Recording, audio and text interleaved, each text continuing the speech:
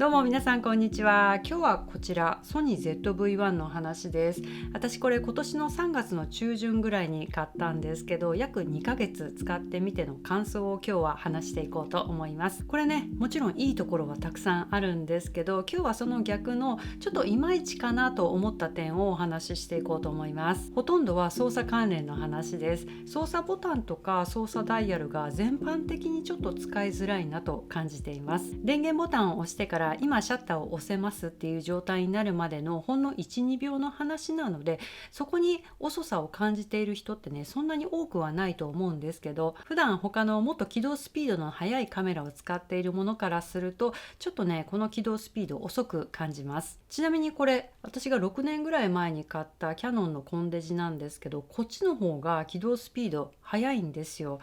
こっちの方が内容いろいろ詰まってるから仕方ないかなとも思ったんですけど、今もう2021年なので、せめてこれの起動スピードぐらいは欲しいなと思いました。今撮りたいっていうその瞬間に起動スピードが1秒なのか2秒なのかっていうね、その差結構大きく感じます。で次もこの電源ボタンの話なんですけど、このカメラの電源、カメラをちょっと持った時とかなんかの拍子にこのボタンに触れるとすぐに電源が入っちゃうんですよ。なんか私の使い方とかカメラの触り方が良くないのかなと思ってたんですけど、この間友達に貸した時に全く同じ感想が返ってきたんですよ。なので特に私のカメラの触り方が悪いっていうわけではなさそうです。このボタンの位置がなんかちょっと触ってしまいがちな場所にあるのか、それともこのプッシュがね浅くても反応してしまうようになっているのかっていうのはねちょっとよくわからないんですけど、とにかくね意図せず電源がオンになってしまうっていうことが時々あります。でそれが時々カメラポーチの中で起こるんですよ。で狭いカメラポーチの中で起こることなので、電源がオンになってしまうとレンズがね伸びきらず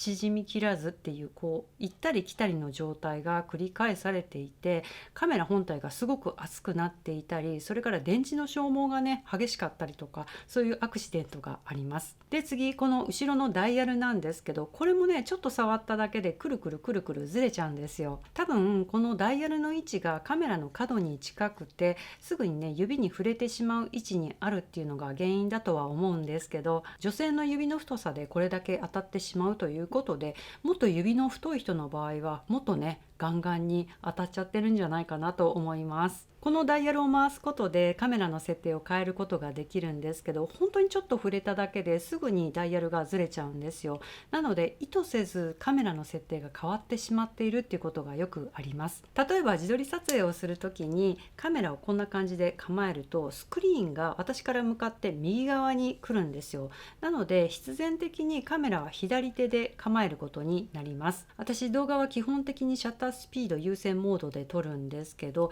カメラを持った時にどうしてもこのダイヤルに指が当たってしまうので、動画撮影中に知らないうちにシャッタースピードが変わってしまっているということがあります。それから写真撮影の時にもダイヤルに指がこんな感じで被るので、知らないうちにカメラの設定が意図しない設定になってしまっていることが結構あります。これコンパクトなカメラなのでダイヤルの位置は仕方ないかなと思うんですけど、もう少しダイヤルの動きが重いとかクリック感があるとか、そういう風な感じだと良かったかなと思います。もしくはカメラの設定ロックがワンタッチでできるとか、そういう機能があったら良かったなと思いました。一応そういう設定ロック機能とかないかなと思って説明書読んでみたんですけど、なんかね見当たらなかったのでちょっと残念ながらなさそうです。で次このデコボコしないフラットなデザインがかっこいいっていうのはもちろんあるんですけど、実使用においてはこのねフラットさがちょっとマイナスかなと思います。カメラを使う時って目はモニターを見たまま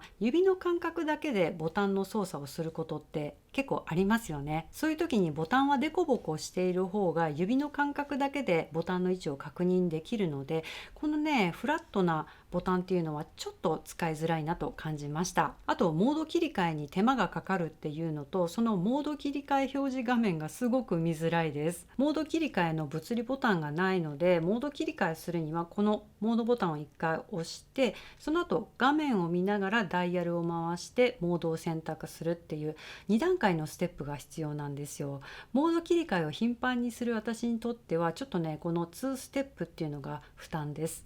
でもこの物理ダイヤルがないっていうのはデザインの一つだと思うので仕方ないかなと思って諦めてます。で問題は次のステップです。このモード切り替えの画面がとても見づらいです。これモード切り替えの画面なんですけど、この画面でまず最初に目が行くのってこの緑色じゃないですか。今ここで選択しているモードがこの緑で表示されているものだと目が錯覚しちゃうんですよ。でも実際今ここで選択しているのはこの白いラインの左側 A モードです。このおまかせオートだけ緑色に表示されていて、他のモードは全部白表示です。なのでダイヤルを回していてもどうしてもこの緑色に目が持っていかれてしまって、モード選択するときに目が混乱します。ちょっともう一回この画面見てみてください。こうやってダイヤルを動かしているとつい緑色に視線持っていかれないですか？それと同時に画面の左側にこのモードで何ができるかっていうのが表示されているんですけど、この作例写真が入れ替わるのがまた目にチカチカするんですよ。シンプルに今自分が選択しているモードが赤とか緑で表示される方が視覚的にもキャッチしやすいのになって思います。このモード切り替え表示画面本当見づらいので、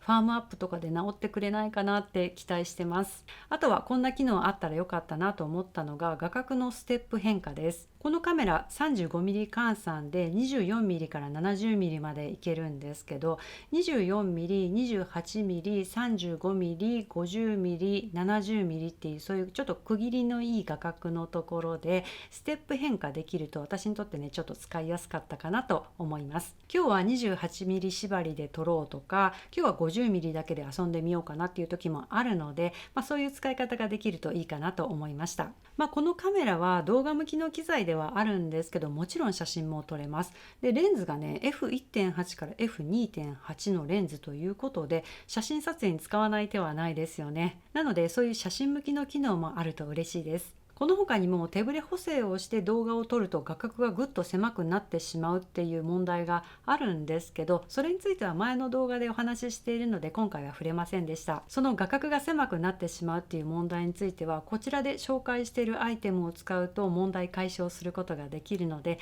まだご覧になっていない方ぜひご覧ください。それでは今日はここまでです。動画の内容を気に入ってくださった方ぜひまたいいねボタンで教えてください。それからインスタグラムの方もぜひチェックしてみてください。お知らせとかはインスタグラムストーリーズでやっています。それではまた次回お会いしましょう。さようなら。